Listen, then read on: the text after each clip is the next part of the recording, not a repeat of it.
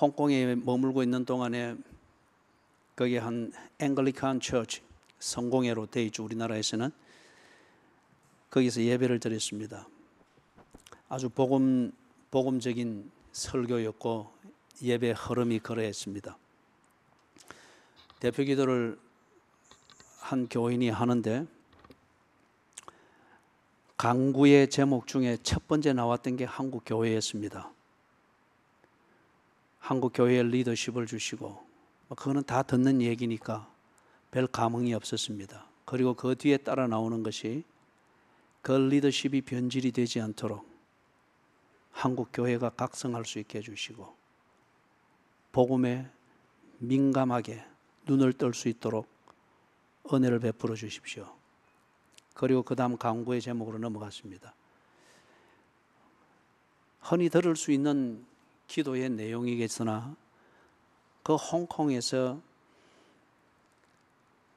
한국을 제대로 모르는 그 한 40대 초반에 30대 후반에 그 대표 기도자가 그렇게 기도하는 것이 제게는 꼭 성령님의 음성으로 들렸습니다. 예배 내내 그 기도 제목에 매여 있었습니다. 그리고 예배를 마친 다음에 황급히 그 사람을 찾아갔습니다. 찾아가서 만나니까 자기 딸아이, 조그마한 딸아이, 우리 사랑이보다 조금 큰 그 아이 베이비시터 한다고 정신이 없어요. 그래서 내가 한국에서 온 목사고 그리고 지금 이런 나이고 지금 그래 휴가차 와서 홍콩에 들려서 같이 예배를 드렸는데 당신이 기도하는 그 기도를 들으면서 내가 좀 쇼크를 받았다. 그러면서 제가 물은 질문이 그겁니다. 당신은 한국 교회를 어떻게 바라보고 있느냐? 다른 말로 말하면 어떤 눈으로 당신은 한국 교회를 바라보고 있으며 그래서 어떤 심정을 가지고 그런 제목의 간구를 하나님 앞에 할 수 있었느냐 물었습니다. 그러니까 이 사람의 표정이 의아해했습니다. 내 기도가 당신을 그렇게 심각하게 만들었나 싶은 그런 반응이었습니다. 그래서 자기가 지난주에 한국에 비즈니스 차 다녀왔답니다. 대구를 가고 부산을 가고 서울을 가고 그러면서 한국 교회에서 예배를 드렸고 그리고 자기 나라뿐만 아니라 아시아 쪽에서의 기독교회들은 한국 교회를 굉장히 부러워하고 존경하고 존중한다고 그러했습니다. 그 사람이 하나님 앞에 드렸던 그 기도의 간구를 할 때 그분이 가졌던 그 심정과 그 표현 자체를 들으면서 내가 아멘으로 동참하며 하나님 앞에 아멘이라고 고백할 수밖에 없었던 내가 깨달았던 이게 성령님이 내게 무언가를 생각하게 만드는 것이다 깨달았던 그 정서와는 달랐습니다. 나는 심각한 눈으로 한국 교회를 보았습니다. 그분은 한국 교회를 본받아야 될 벤치마킹할 그 눈으로 한국 교회를 보았습니다. 그렇기 때문에 두 양자가 다른 면을 보고 있으나 공통점은 한국 교회가 변질되어서는 안 된다는 것이고 이보다는 더 생산적으로 발전되어져야 된다는 공감대가 있었던 겁니다. 그러면서 제가 대화를 마치면서 오는 게 당신은 동전의 이면을 보는데 감사하다. 그러나 나는 동전의 이 어두운 면을 본다. 그거는 당신이 알지 못하는 한국 교회의 내면을 내가 알고 있기 때문이다. 우리 한국 교회를 위하여 기도해 달라. 그리고 헤어졌습니다. 참 신실한 청년이었던 것 같습니다. 1절 2절에서 보니까 제자 중에 한 사람이 예루살렘 성전에 대해서 굉장히 자부심을 가지고 있습니다. 그래서 그것은 아주 과시하는 것이고 자랑을 하는 그런 표현입니다. 선생님이여 보소서 이 돌들이 어떠하며 이 건물들이 어떠하니까 어떤 돌 하나는 거의 400톤입니다. 이걸 디도 타이투스 이 로마 장군이 이끄는 그런 제10군단과 이 세 개의 군단이 모여서 예루살렘 성을 정복하고 심볼이 되는 예루살렘 성전을 허물 때에 돌이 너무 크기 때문에 사람의 인력으로는 할 수 없어서 밧줄로 동이고 말로 끌고 사람들이 끌면서 돌 위에 돌 하나도 남기지 아니하고 무너뜨렸습니다. 그럴 정도로 이 돌들이 엄청나게 그렇게 큰 거예요. 그러니 이런 것을 가지고 그 아름다운 성전을 지어놨다고 하는 이게 그들에게는 자부심이었고, 그래서 지금 예수님이 이 대화를 나누는 이때로부터 약 600년 전에는 이 사람들이 바벨론의 포로가 되어 있는 이 현실이 있음에도 불구하고 그들은 낙관주의적 희망을 가질 수 있었던 것은 성전이 여전히 보존되고 있기 때문이라는 거죠. 성전이 무너지지 않는 이상 하나님의 약속은 유효하고 우리는 하나님의 백성으로서 그 약속을 누릴 권리가 있고 자격이 있다.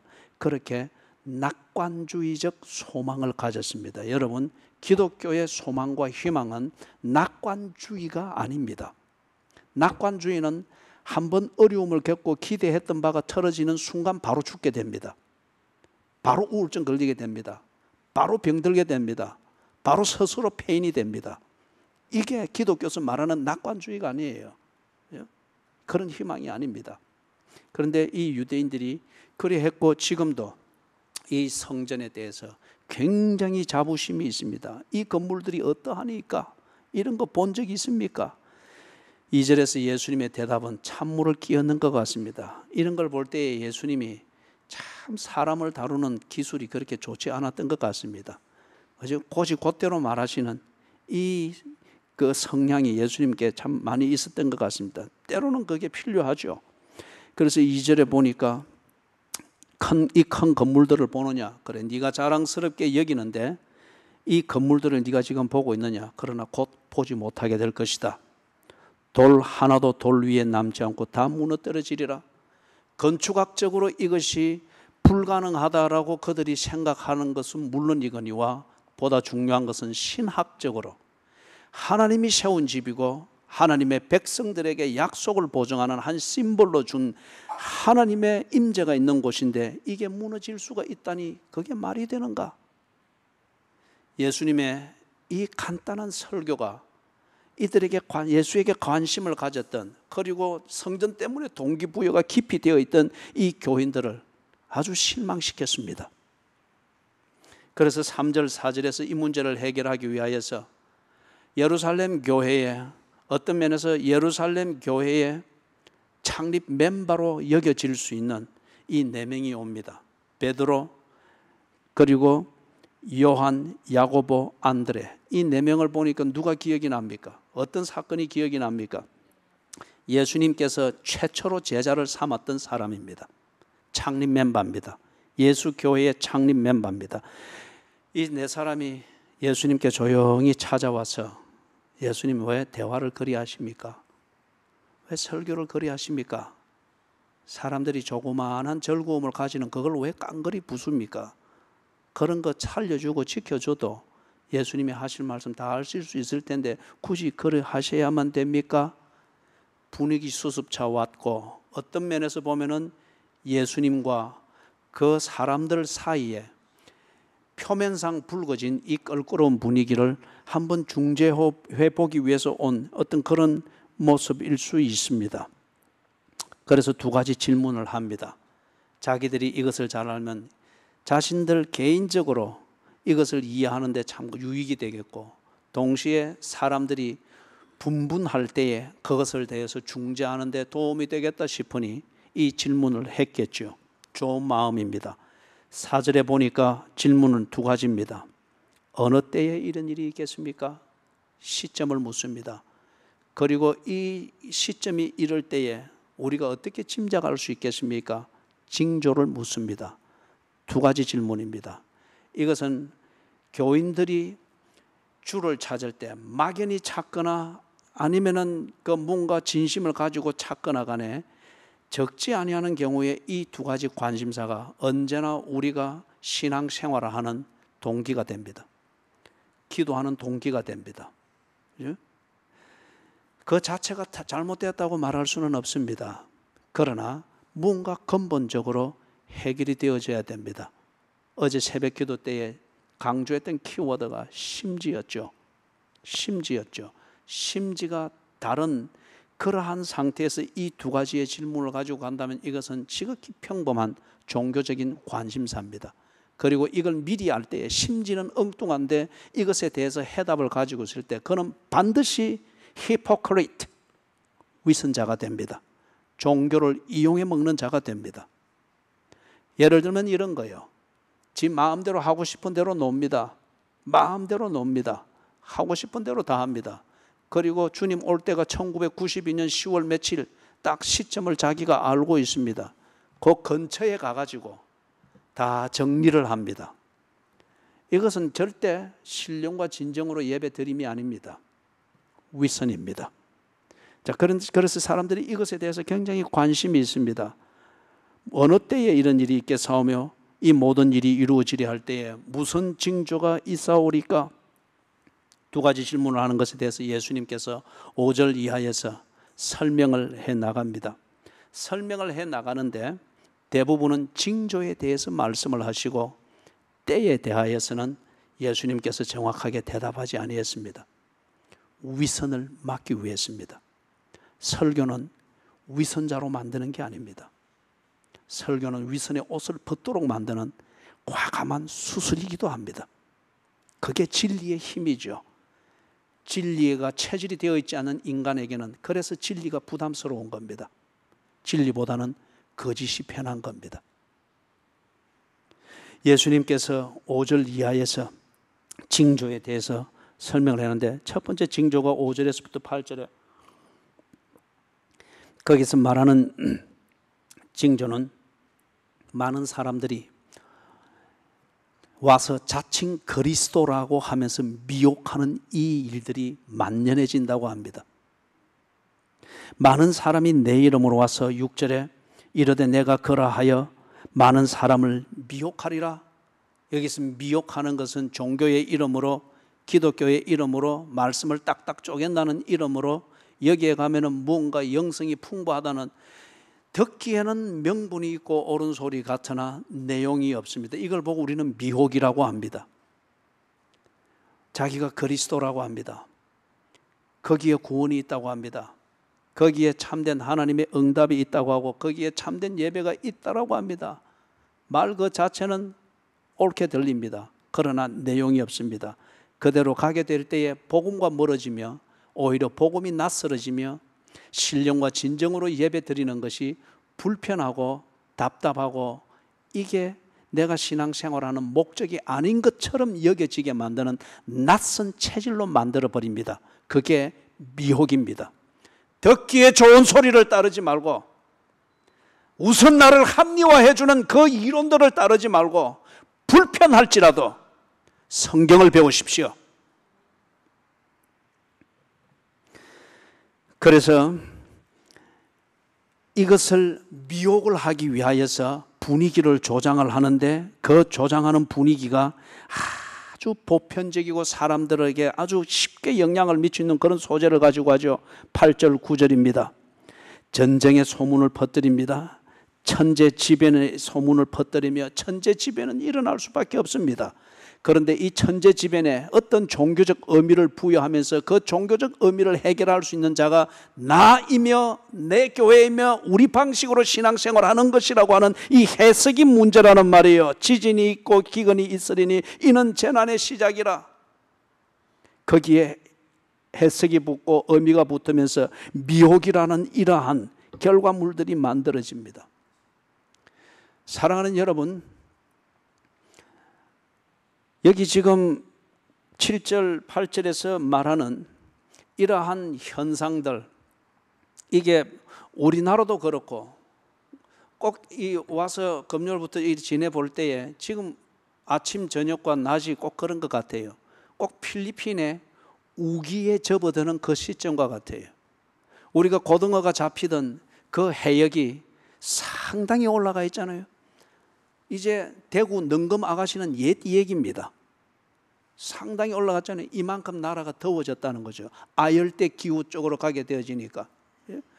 필리핀이든지 어떤 그런 열대 지역에, 아열대 지역에 있는 사람들이 하면 늘 처져 있고 뭐 옷은 허드하게 입고, 그게 사람들이 우리보다 못 배웠거나 문명화가 되지 않았기 때문에가 아니고 날씨 탓입니다. 우리가 이 아열대 현상이 좀 더 심화되어지면 우리도 하나씩 옷을 벗게 될 거예요. 그리고 늘 맵시를 가지고 지나갈 때마다 유리창에 비춰서 자기 몸을 보면서 다듬는 이런 게 귀찮아질 거예요. 날씨가 덥고 후덥지근하고 축축한데 그런 게 어디 있어요? 그냥 티셔츠 하나면 그만이고 슬리퍼 하나면 그만이고 질질 끌어다니는 거지. 이게 그냥 보편화예요. 그런 지역으로 가서 아니면 또는 이곳에 그런 분들이 와서 그런 몸에 배어 있는 것을 할 때 사람을 비하해서는 안 됩니다. 기후 탓입니다. 기후가 문화를 만듭니다. 우리나라가 이렇게 기온이 이렇게 변화되어 갈 때에 우리가 비아냥거리던 그 사람들의 문화가 우리 몸의 일상생활이 될 겁니다. 그런 어떤 이러한 자연 재해들, 이런 것들이 일어날 수 있는 기후 변화와 어떤 지각의 변동들, 우리나라도 예외가 아니며 동남아권이 예외가 아니며 호주가 예외가 아닙니다. 호주에 지금 퀸슬랜드와 뉴사우스웨일즈, 거기는 아주 유명한 관광지들이 있습니다. 골드 코스트든지. 여기 아주 심한 가뭄이 들어가지고 온 나라에서 가축을 먹일 이 집 근처 더미들을 대형 트럭에 막 수십 대씩 싣고 달려가는 거예요. 지금 이런 구호 활동을 할 정도로 엄청난, 예전에 찾아볼 수 없었던 최악의 가뭄이라고 합니다. 온 땅에 우리나라보다 뭐 약 한 40배는 큰 땅이니까 그럴 수는 있겠으나 산불이 꺼지지를 않습니다. 캘리포니아가 그래야 합니다. 이럴 때에 이러한 자연재해와 천재지변과 이상기후로 인해서 일어나는 이 현상들을 우리가 어떤 눈으로 보아야 할까요? 사이비 종교꾼들이 이런 것들을 가지고서 얼마든지 자기들을 미혹하는 자기들의 이론을 만들 수 있는 환경입니다. 정신을 차려서 이러한 상황에서 우리 주변의 삶의 현실을 어떤 눈으로 바라봐야 될지 살펴야 합니다. 9절에서부터 13절 예수님이 말씀하시는 두 번째 징조가 있습니다. 엄청난 핍박이 있을 것이라고 합니다. 예수를 믿는 사람들에게, 그것도 예수를 올바로 믿으려고 애쓰는 사람에게 엄청난 핍박, 때로는 가공할 그 핍박이 일어나게 될 것이라고 합니다. 여러분, 말세의 징조가 무엇일까요? 말세의 징조는 사람들이 아무것도 믿지 않고 믿기를 거부하는 게 아닙니다. 진리를 믿는 것을 거부하고 아무 것이나 믿으려고 합니다. 여러분이 이 말을 잊어서는 안 됩니다. 사람들이 진리를 싫어하고 믿기 싫어하기 때문에 아무것도 안 믿는 것이 아니고 자기가 원하는 것을 자기 방식대로 아무 것이나 믿으려고 하기 때문에 진리를 믿는 것을 불편해하는 겁니다. 말세의 징조입니다. 보십시오. 이 나라를 보십시오. 세계를 보십시오. 뛰어나다고 하는 사람들, 각 분야에서 뛰어나다고 하는 사람들을 보십시오. 아무 것이나 믿습니다. 제 방식대로 믿습니다. 믿지 않는 것이 아니에요. 아무 것이나 믿는 거예요. 그러한 것이 지배하고 있는 이 시대에서 이것만이 진리라고 하여서 예수 그리스도, 그분을 복음이요, 그분이 하나님이 보내신 메시아이며 그분을 통하여 하나님의 구원이 우리를 구원한다고 하는 것을 믿고 이것이 길이요 진리요 생명인 것을 믿고 그렇게 살 때에 핍박을 받을지니 때로는 감당할 수 없을 정도의 가공스러운 핍박을 받을 것이라고 합니다. 직장에서 쫓겨남을 당할 것이며 때로 상대방을 비하하고 혐오하는 발언을 했다고 하여서 법 앞에 서게 될 것이며 그럼에도 불구하고 그 고집을 부리게 될 때에 감옥에 갇히게 될 것이며 스웨덴에서 일어나고 있는 것처럼 그런 사람들은 완전히 개인 신상 정보를 SNS상에서 완전히 노출시켜가지고 레이시스트, 인종차별주의라는 낙인을 찍어버려가지고 사회활동을 더 이상 할 수 없도록 만들어버리는 사회적 매장을 시켜버리는 거예요. 쉬쉬하면서 그들이 다른 말들을 못합니다. 그렇게 낙인 찍히게 될 때에 여기 9절에서부터 13절에 나오는 그 케이스가 바로 그것이기 때문에 그렇습니다. 사람들이 너희를 공회에 넘겨주겠고 예수를 믿고 예수 그리스도가 진리라고 하는 것을 말하기 때문에 상대적으로 예수를 부정하는 그것은 사이비 종교이며 그것은 거짓이라고 말하게 될 때에 혐오스러운 상대방에 대해서 혐오하고 차별화된 발언을 한다고 하여 법의 고소를 받게 될 것입니다. 곧 그렇게 될 것입니다. 너희를 회당에서 매질하겠으며, 신사 참배 때 경우에도 보았지만은 이것을 편을 들고 중국의 삼자 교회와 같이 그런 문화혁명이 일어나는 서슬이 시퍼런 그런 상황에서 교회라고 하는 종교단체로 살아남고 그런 이권을 챙기기 위해서는 타협을 해야 됩니다. 그런데 그 정부와 법 앞에 여전히 신경을 쓰이게 만드는 주장을 하고 기도를 하고 뭔가 그러한 사역들을 집중하게 될 때에 교회에서 쫓겨나게 될 것입니다. 매질을 당하게 될 것입니다. 매도를 당하게 될 것입니다. 목사의 직에서 떠나야 될 것입니다. 장로의 직을 내려놓게 될 것입니다. 다시는 대표 기도를 하지 못하도록 만드는 교권적 간섭을 받게 될 것입니다. 회당에서 매질하겠으며 나로 말미암아 예수로 말미암아 너희가 권력자들과 임금들 앞에 서리니 이는 그들에게 증거가 되려 함이니라. 그런 일들이 일어난다는 거예요. 나는 여러분들 중에 누군가가 감옥에 갇히며 여러분들 중에 누군가 소송에 걸리며 그렇게 해서 그 소송을 통하여서 왜 예수가 진리인지, 왜 모슬렘이 거짓인지, 인간을 사랑하는 것과 도와주는 것, 이것이 모슬렘이 옳다고 하는 것을 말하는 것이 아니라고 하는 것을, 왜 할랄 식품을 우리가 공식적으로 먹어야 되는지, 이것을 법제화하는 것은 헌법적 정신에도 어긋난다고 하는 것을 강조하게 될 때에 누군가 여러분들이 법 앞에 서게 되어지면, 누군가 여러분이 고소를 당하게 되며, 그런 일들로 인하여서 누군가 여러분이 감옥에 갇히게 되며 이 목사가 분주하게 감옥에 신방을 가게 되어지는, 아니면 내가 감옥에 있고 여러분이 감옥으로 신방을 오게 되는 이런 일들이 일어나게 되기를 주의 이름으로 축원합니다. 그리해야 될 때입니다. 사랑은 부대찌개가 아닙니다.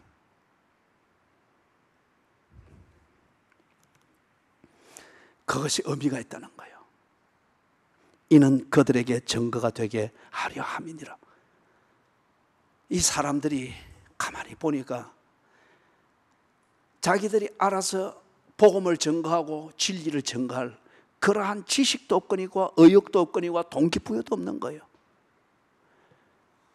성령이 임하시고 그 뒤에 서대반이 순교를 당하는 이 핍박이 임하는 것을 통하여서 쫓겨서 그들이 복음 전도를 시작을 했습니다.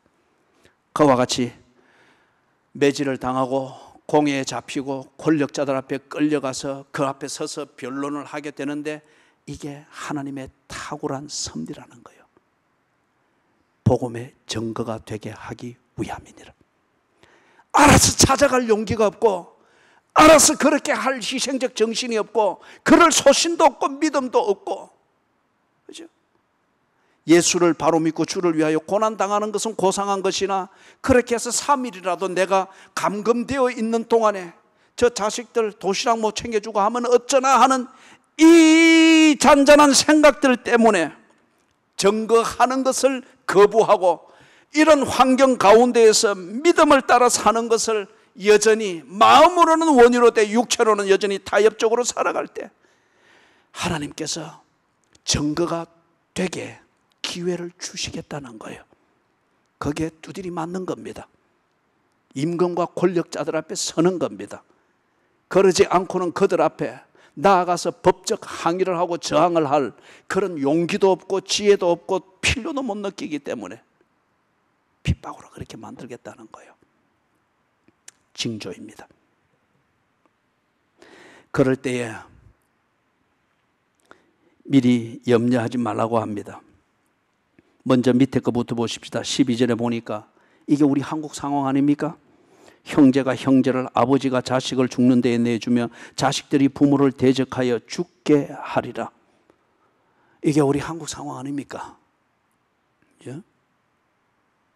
선진국에 이게 없는 게 아닙니다. 그들은 이것을 상당한 부분 인권이고 자유라는 이름으로, 권리라는 이름으로 이것을 불법이라고 단정하지 않고 있습니다. 법의 범위를 확 넓혀놨을 뿐이에요. 예를 들면은 그들은 마약이 상당한 부분에 있어서 불법이 아닙니다. 그래서 통계적으로는 그런 나라에는 자유가 많고 마약을 불법적으로 해야 하는 자가 적다고 통계적으로는 그리 나오나 법이 그렇게 느슨하게 늘어져 놔버린 거예요. 그렇기 때문에 이 나라가 계속 법을 개정하려고 하는 거잖아요. 싱가포르이든지 인도네시아든지 이런 데는 마약을 밀수해서 들어가다가 적발되면은 웬만한 양이면은 그냥 사형입니다. 그러나 호주나 영국이나 어떤 이런 데서는 그렇게 가더라도 사형 아닙니다. 사형시키는 자체를 불법화해 놓은 법이 있기 때문에. 이것을 표면적으로 볼 때는 참 후진국이기 때문에 그렇다. 저기는 정말 인권이 높고 자유를 보장하기 때문에 그렇다. 그리 말할 수 있는 건가요? 형제가 형제를. 그러나 이 나라는 우리가 도덕적인 이 차원에서 12절이 적나라하게 우리의 일상이 되어 가고 있습니다. 형제가 형제를, 자식이 부모를, 부모가 자식을 기꺼이. 그런데 앞에서 보았던 그 첫 번째 징조에 있을 때 크리스천들이 어떻게 처신을 해야 되느냐? 주의하라고 합니다. 그리고 7절에 두려워하지 말라고 합니다. 재난이 일어나고 전쟁의 소문이 있고, 소문은 사람들을, 이 가짜는 항상 이렇습니다. 두렵게 만듭니다. 진실을 알게 됨으로써 신중하게 만드는 것과 그냥 감정적으로 정서적으로 두렵게 만드는 위협을 주는 것은 본질적으로 다릅니다. 사이비 종교의 특징이 그것입니다. 사람을 두렵고 혼비백산하게 만듭니다. 그래서 제대로 생각하고 제대로 보는 눈을 정리할 수 없도록 만듭니다. 그리고 그 사이비가 말하는 것만이 길이고 진리인 것처럼 의지하게 만듭니다. 이게 미혹입니다. 그래서 난리와 난리의 소문이 있고 재난의 시작이 일어나게 되어지고 우리의 삶의 전반에서 이것이 일상화되어지는 것이 보일 때에 가장 중요한 것, 두려워하지 마십시오. 재난의 시작이니라. 정신을 똑바로 차리고 하나님의 말씀이 무엇인가, 그리스도인으로서 무엇을 해야 되는가 주의하라고 합니다. 집중하라고 하는 거죠. 그 다음에 9절에서부터 13절에 이런 가공할 핍박들이 있고 불이익이 있고 구조적이고 법의 이름으로 그리스도인으로서 사는 이것이 불이익을 당할 수밖에 없는 이런 것이 있고, 어떤 이런 것이 심지어는 가정 안에서도 분열을 일으키고 이럴 때에 사실 법의 이름으로 권리니 자유니 인권이니 복진이니 평등이니 기회니 하는 이런 이름으로 가정이 분열되고 있지 않습니까? 밥상머리 교육할 때보다도 밥상머리 교육이 자녀들을 어뷰즈, 폭력을 하는 것이고 자녀들을 이렇게 자유를 올가매는 것이라고 해석을 하면서 새로운 법을 만든 이 시대가 가정 분열이 더욱더 심각하지 않습니까? 밥상머리가 있을 때는 그래도 자식이 부모를 죽였다면 사람 사는 곳에는 살아있는 동안에는 얼굴을 들이밀 수가 없었습니다. 밥상머리 교육을 철폐하는 것을 옳게 여기는 법이 만들어지고 이런 것이 더욱더 심화되어져 가는 이 시대에 자식이 부모를 죽이는 것은 하나의 경쟁처럼 여깁니다. 이런 시대가 만연할 때에, 이런 징조가 만연할 때에 그것이 징조인 것을 알고 동시에 어떻게 처신할 것인가? 스스로 조심하라. Watch out. 스스로 조심. 감정적으로 대할 것이 아니라, 정서적으로 대할 것이 아니라 Watch out. 스스로 조심하라. 그리고 11절에서 말하는 것, 미리 염려하지 말아라. 미리 염려하지 말아라. 무슨 말을 해서 이것을 어떻게, 미리 염려하고 계산하지 말아라. 그리스도인은 주의 인도하심을 절대적으로 신뢰하는 사람입니다. 그리스도인은 주께서 당신의 영을 통하여, 성령을 통하여 우리를 보살피시고 인도하시는 그것을 믿는 사람들입니다.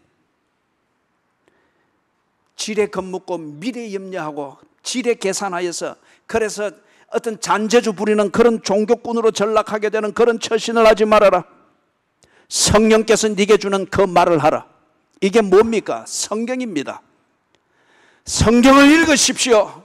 성경을 연구하십시오. 성경을 외우십시오. 성경 아닌 것은 말하지 마십시오. 성경적인 사고방식을 키우도록 하십시오.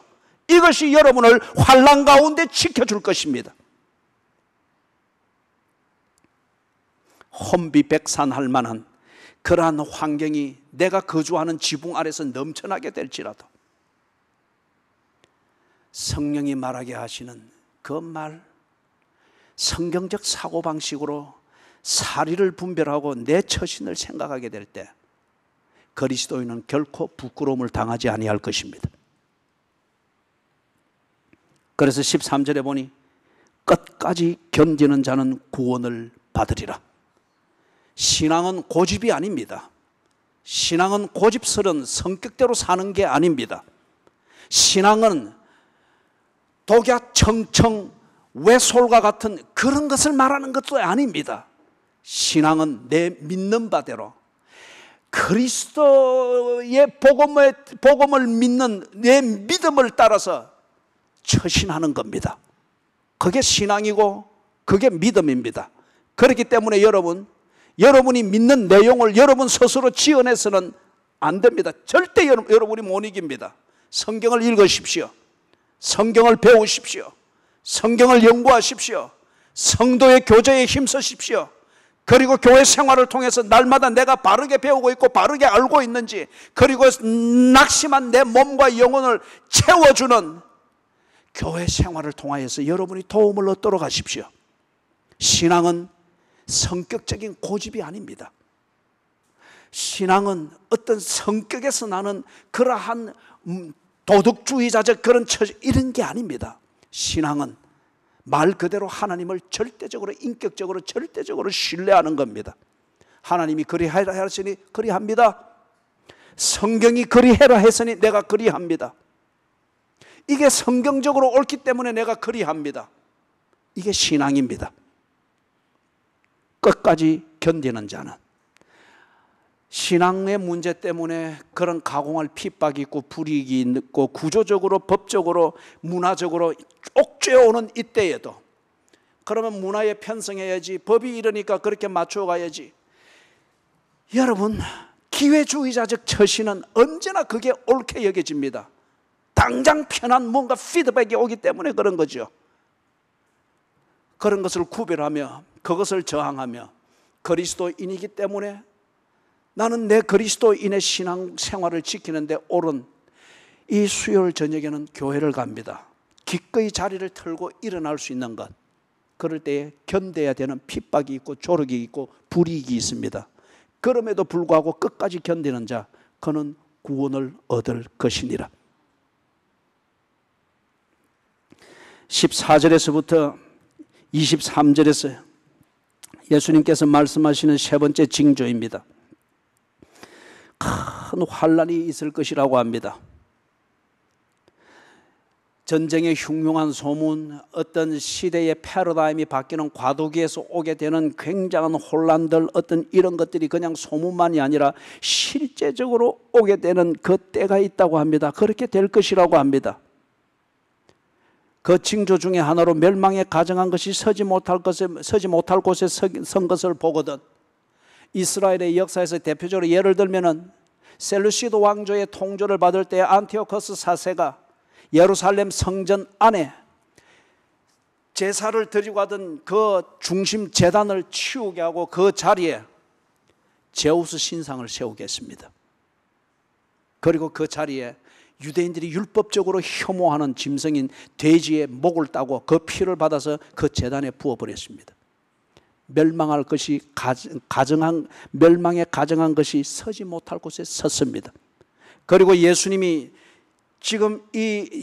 대화를 하는 이 시점쯤에 예루살렘 주변에 헬라 제우스 앞에서 어떻게 축제를 벌이고 헬라의 신들을 즐겁게 만드는 그리스의 올림픽과 그 운동 경기장과 그런 체조 시설들이 바로 성전 옆에 지어지고 사람들은 거기 가서 헬라식으로 제사를 하면서 체육 운동 경기를 했죠. 그 당시에 운동 경기는 실오라기 하나 걸치지 않고 벌거벗은 몸으로 해야만 합니다.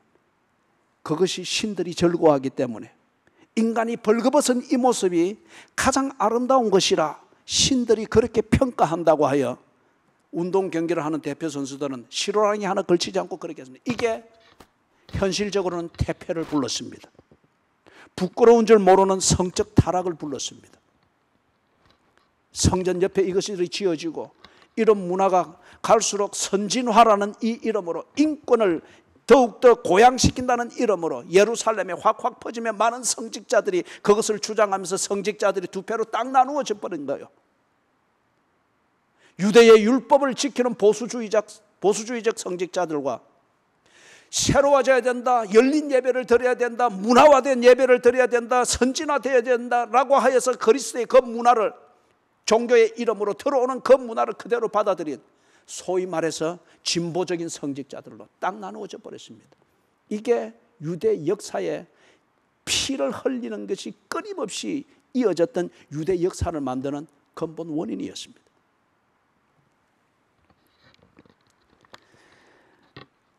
그런데 이것이 있게 될 때에 가공할 만한 전쟁이 일어나고 환란이 있게 될 것이다 말하면서 19절에 그 날들이 환란의 날이 되겠다고 말을 합니다. 이때에 그리스도인은 어떻게 처신해야 될 것인가? 감정적으로 처신해서도 안 되고 정서적으로 처신해서도 안 되고 막연한 종교적인 그러한 형식으로 처신해서도 안 되죠. 연세 드신 분들은 그 영화를 기억할지 모르겠습니다. 포세이돈 어드벤처. 포세이돈은 그리스 신화에 나오는 한 신이죠. 바다의 신이죠. 이 이름을 딴 배가 침몰합니다. 침몰할 때에 거기에 극적인 장면이 나와요. 사람들이 이제 한쪽으로 기울어지면서 침몰해 가니까 살기 위해서 아비규환이잖아요. 이때에 많은 다수의 무리가 가톨릭 신부를 따라서 갑니다. 가톨릭 신부는 앞에서 십자가 성호를 꺼면서 가는데 지도 어디로 가는지는 몰라요. 그냥 신비할 뿐이에요. 그 아비규환 속에서 사람들은 종교의 힘을 본능적으로 의지하는 거예요. 그래서 신비하게 보이는 이 신부를 따라서 쭉 내려가는데 이 영화가 끝나는 그 줄거리를 두고 볼 때 그는 물이 차 들어오는 곳으로 간 거예요. 신비한 종교 행위를 하며 자기 스스로 마취를 하면서 그렇게 물에 잠겨 빠져 죽었습니다. 몸부림치는 것 같고 초라하게 보이는 것 같은 그 개신교 목사를 따라서 한 4명이 그렇게 갑니다. 막 이게 기울어지니까 모든 게 거꾸로잖아요. 그렇게 해서 모든 게 장애가 되어버리니까 넘어서 가는데 마지막을 지나가야 되는데 수증기가 뿜어 나오니까 거기서 이 4명이 막혀버린 거예요. 난간에 선 채. 이때에 이 개신교 목사가 뿜어 나오는 거기에 이 핸들을 돌리면 되는데 이 거꾸로 수직으로 서놓으니까 이게 이제 절벽이 되어버린 거예요. 거기까지 점핑을 해 들어가는 거예요. 그리고 이것을 매달린 채로 털으면서 하나님 앞에 원망 어린 기도를 합니다. Why God? 우리를 이렇게 비참하게 만들며 왜 이렇게 힘들게 만듭니까? 그것을 닫습니다. 달린 채로.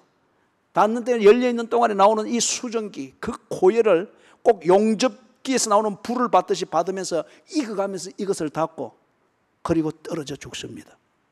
그 사람들이 나중에 다 구조가 되어집니다. 이 얘기를 가지고 천주교는 틀렸고 개신교는 옳다 이런 얘기를 하려고 하는 것이 아니라 지금 이 환란을 당할 때에 이런 징조를 당할 때에 개인적으로든 국가적으로든 사회적으로든 공동체적으로든 여러분의 기업에 있어서든 이런 환란을 당할 때에 이전에도 경험하지 못하였고 상상 그 이상으로 리얼하게 내게 다가오는 이 환란을 당할 때에 be reasonable, 이성적으로 판단하십시오. 일상의 삶입니다. 막연한 종교적 분위기로 처신하지 마시고 막연한 종교적 분위기로 거기서 금식하고 십자가 꺾고 앉아있으면 해결될 것이다. 그게 아니에요. 신앙생활은 평소의 실력입니다. 신앙생활은 평소의 실력입니다. 예배는 너희 몸을 거룩한 산제사로 드리라. 일상생활입니다. 이런 환란이 일어났을 때에 퇴직을 당할 위기에 직면했을 때에 엄청난 중병이 진단이 내려져서 이 중병과 투병해야 될 이 상황이 내게 대두했을 때에 준비되어지지 않은 나에게 절대 다수의 힘과 법의 힘으로 나를 눌러오면서 겉옷까지 속옷까지 빼앗아갈 이런 환란이 내게 닥쳐왔을 때에 지성을 움직이십시오. 도망가야 할 때는 도망을 가십시오. 피해야 할 자리가 있으면 그 자리를 피해서 환난이 지나가도록 기다리십시오. 막연하고 추상적인 그 신비한 어떤 그러한 종교적 분위기로 자기 최면을 걸어서 거기에 넘어가는 것이 아닙니다. 평소에 알고 믿었던 여호와를 의지하여서 사망의 엄청난 골짜기를 전진하여 나아가십시오.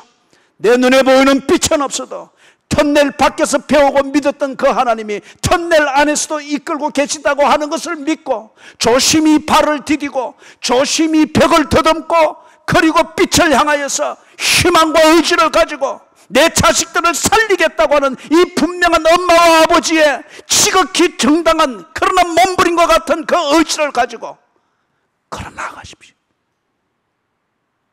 살아야 됩니다. 헛되이 개죽음하는 것, 분위기만 가지고 헛되이 개죽음하는 것, 그게 순교가 아닙니다. 11절 마지막에 도망할지어다, 15절에 내려가지 말지어다, 그리고 마지막에 들어가지도 말지어다, 16절 마지막에 뒤로 돌이키지 말지어다, 그리고 18절에 기도하라. 신앙생활은 현실입니다. 분위기 잡는 어떤 그러한 드라마가 아닙니다. 그러면서 21절에 조심해야 될 것이 있습니다.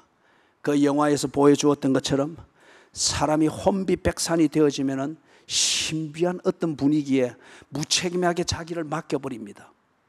무책임하게 자기를, 대부분의 경우 금식이 그렇고 작정한 기도가 그렇습니다. 고민하면서 뭔가 풀어보면서 주를 의지하는 인격적인 이 몸부림보다는 그 혼비백산하고 어려운 이 공포감에 그냥 무책임하게 던져서 맡겨버리는 거예요. 그거는 믿음이 아닙니다. 도박입니다. 하나님은 도박사가 아니에요. 그래서 21절 이하에 나오는 게, 그때에 어떤 사람이 너희에게 말하되 보라 그리스도가 여기 있다, 보라 저기 있다 하여도 믿지 말라. 평소에 배웠던 것, 작게라도 평소에 보고 평소에 믿었던 그 그리스도를 잊지 마십시오. 이런 환난 가운데 그 그리스도와 보다 진지하게 대화하시고 그분을 보다 확인하기 위해서 몸부림을 치십시오. 그래서 23절에 보니 너희는 삼가라. Watch out. 똑똑히 눈을 뜨고 살피라는 거예요. 내가 모든 일을 너희에게 미리 말하였노라. 예? 징조가 일어나고 이럴 때에 그 혼비백산한 상황에서 살고자 몸부림을 치는 것, 그것은 누구나 다 가질 수 있는 본능입니다. 그러나 여러분은 그때 그것이 신앙에서 나오는 의지일 수 있기를 바랍니다. 그럴 때 누구나 살기 위하여서 종교를 의지하여 휘떡 자기를 던지듯이 던집니다. 여러분은 평소에 하나님을 조금씩 알아가던 그것이 믿음이 되어 그 믿음 붙들고 하나님을 의지하는 그 믿음, 절대 신뢰하는 그 믿음을 가지고 때로 머리에 쥐가 날 정도로 고민하고 따지고 하나님의 인도하심을 바라보면서 뚜벅뚜벅 걸어가십시오. 그래서 인생이 만들어지는 거죠. 마지막 부분입니다. 마지막이 아니군요. 24절에서 27절. 이것은 예수님께서 아주 분명하게 대조를 해줍니다. 세 번째 징조가 있을 때에 삼가해야 되는 이거 지혜를 주는 거죠. 그때에 이 미혹하는 자들은 무엇을 가지고 미혹한다고 합니까? 이적과 기사를 가지고 미혹을 합니다. 사랑하는 여러분, 교회가 신비한 분위기든지 내용 없는 신비한 분위기, 황홀한 분위기를 가지고서 이 감정적으로 그리고 감상적으로 분위기적으로 카타르시스를 주는 이런 것에 중독이 되거나 속아서는 안 됩니다. 삶은 현실입니다. 예수님이 지금 말하듯이 세 번의 카테고리를 가지고 말하듯이 징조는 현실이며 이 징조는 지극히 우리의 일상에서 일어나며 고민해야 되며 먹는 문제이며 사는 문제이며 자식을 키우는 문제이며 자고 일어나는 안전의 문제입니다. 이 현실을 잊어버리고, 그리고 뭐 교회에 왔으든 여러분의 개인의 경건의 생활이든지 그냥 신비한 분위기를 만들어내는 자기 최면을 거면서 카타르시스를 가지면서 힐링이 되었다. 그러나 현실에 대해서는 아무 대책이 없고 현실에서는 자기 노름하듯이 던지듯이 그렇게 산다고 하면은 여러분은 여러분 자신의 인생에 대해서 스스로 죄를 범하는 사람이 되는 거예요. 이 미혹하는 자들이 그런 분위기를 만드는 거예요.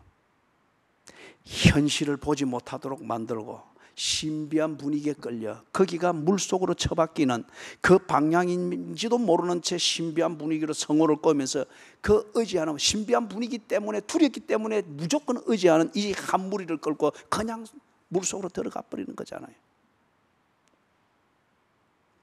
미혹하는 자들은 사람들의 그 분위기를 끌어내고 그들을 현혹하기 위해서 사용하는 수단이 뭐였습니까? 이적과 기사라고 했습니다. 이것은 마술적인 행위입니다. 마술적인 행위입니다. 조셉 임마누엘입니까? ETV 슈슈. Is it? 조셉 임마누엘?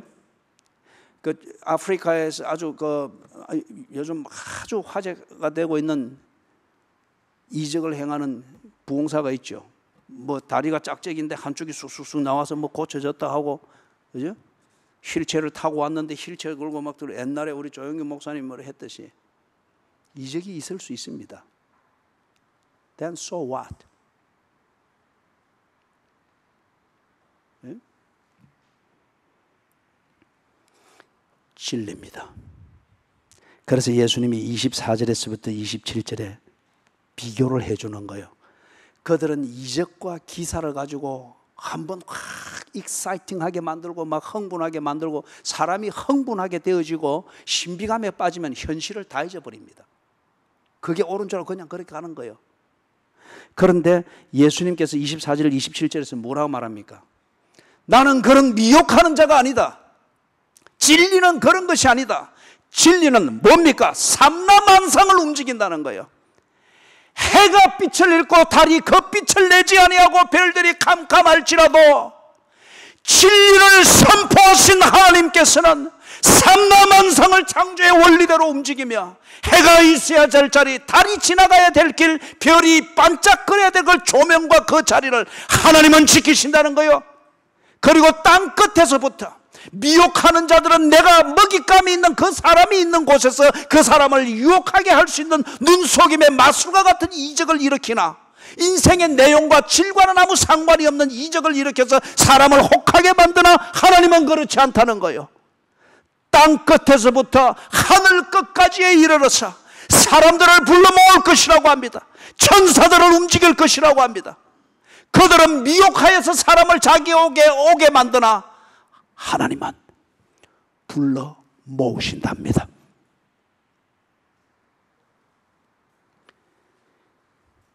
환난을 당할 때, 징조에 빠졌을 때 무슨 가려운 데를 긁어준다고 하는 이런 이적과 기사 같은 이런 체험 때문에 진리에서 어그러지지 않도록 하십시오. 예배를 똑바로 드리도록 하십시오.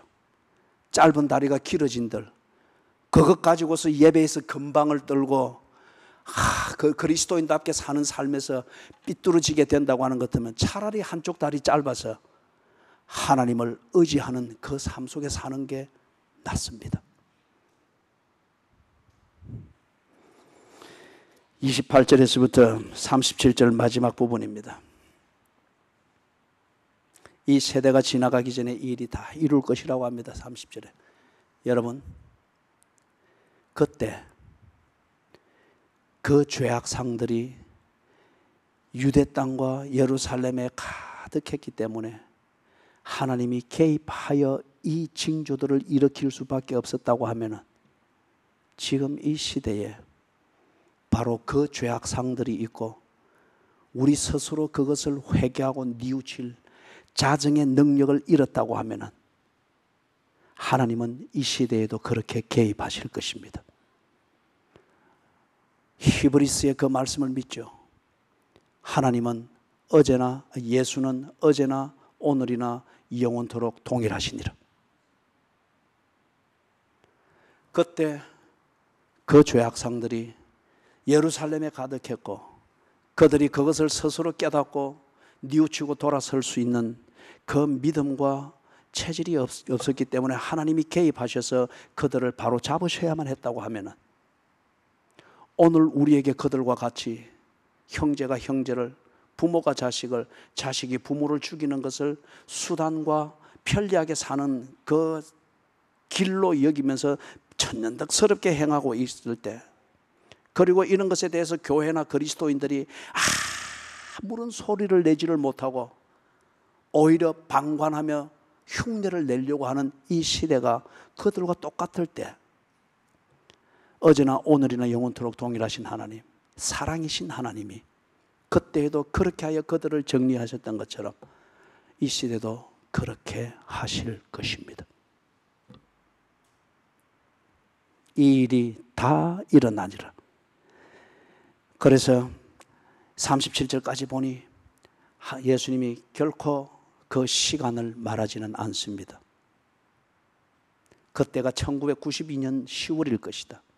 또는 그때가 새로운 밀레니엄이 되는 1999년 12월 31일 자정일이다 것이다. 말하지 않았습니다. 그리고 지금 이 지구가 더 이상 살 수 없는 곳이라고 해서 돈이 있고 기술이 있는 초선진국에서는 화성으로 이민 가는 문제를 두고서 우주 개발의 그 권리에 대하여서 그들이 신경전을 벌이기를 시작을 하고 있습니다. 사랑하는 여러분, 그들은 그렇게 시간을 재일지 모르나 예수님은 시간을 우리에게 말해주지는 않았습니다. 시간이 없기 때문에가 아니고 그런 계획이 없기 때문에가 아닙니다. 처음에 이야기했던 대로 위선자로 만들지 않기 위해서입니다. 징조가 아무리 일어날지라도 그 시점이 언제라고 하는 것을 알 때에 사람이 때로는 하나님보다 더 간사해지려고 하는 거예요.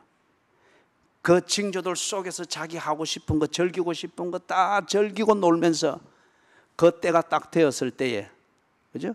딱 되었을 때에 이것도 정리하고 저것도 정리하고 다 정리하고 꼭 거울 앞에서 외출 준비를 하듯이 그렇게 단장을 하고 탁 나서는 이 위선자들을 하나님께서 만들기를 원치 않습니다. 때는 분명히 있습니다. But it's coming closer and closer. 그 때는 다가오고 있습니다. 무엇으로 알 수 있습니까? 징조가 분명하기 때문에. 그 징조가 분명하기 때문에. 그래서 사랑하는 여러분, 어떤 눈으로 이 시대를 보아야 할까요? 여러분이 진정 그리스도인이면은 그리스도인의 신앙 고백의 관점에서 이 시대를 볼 수 있기를 바랍니다. 경제적 환란을 말할 수도 있겠고, 군사적 옵션을 말할 수도 있겠고, 또는 무슨 정치적 낭만주의, 지금 이 사회는 이것이 정말 문제입니다. 정치적 낭만주의가 지금 우리 국민들의 시선과 관점을 다 지금 흐려놓고 있는 겁니다. 예? 이거는 그리스도인이기 때문에가 아니라 시민이라고 하면은 이 면에서 우리가 공평하게 눈을 떠야 됩니다. 정치적 낭만주의, 이것은 독일의 나치즘을 만들었던 것이고, 그리고 정치적 낭만주의, 이것은 사회주의의 근본 정신이었기도 합니다.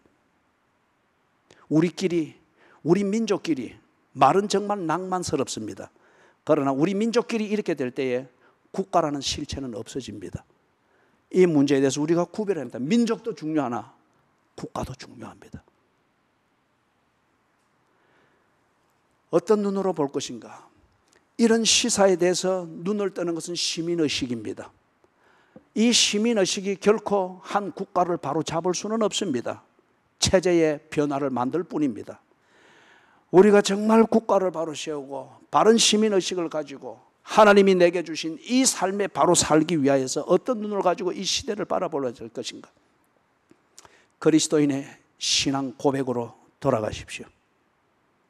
하나님이 누구이신가를 고백하는 여러분의 그 지식으로 돌아가십시오. 하나님의 주권을 인정하는 여러분의 신앙 고백으로 돌아가서 이 시대를 통찰하십시오. 그래서 어중간한 종교인들 되지 마시고 시대를 거슬러서 분명하게 살아가는 그리스도인들이 되기를 주님의 이름으로 축원합니다. 아멘. 하나님이여, 이 자리가 어중간한 자리가 되지 않기를 바랍니다. 사랑은 부대찌개를 만드는 그런 분위기 잡는 시간이 아닌 줄 분명히 믿고 고백합니다. 하나님을 닮으며 하나님을 배우며 하나님이 거룩하듯 내가 있는 곳에서 거룩을 발해내는 그것이 사랑인 줄 믿습니다. 하나님이여, 우리의 눈을 열어주시옵소서. 우리의 지각을 열어주시옵소서. 그리고 우리에게 그리스도인으로서 가져야 될 그 담대함을 가질 수 있도록 도와주시옵소서.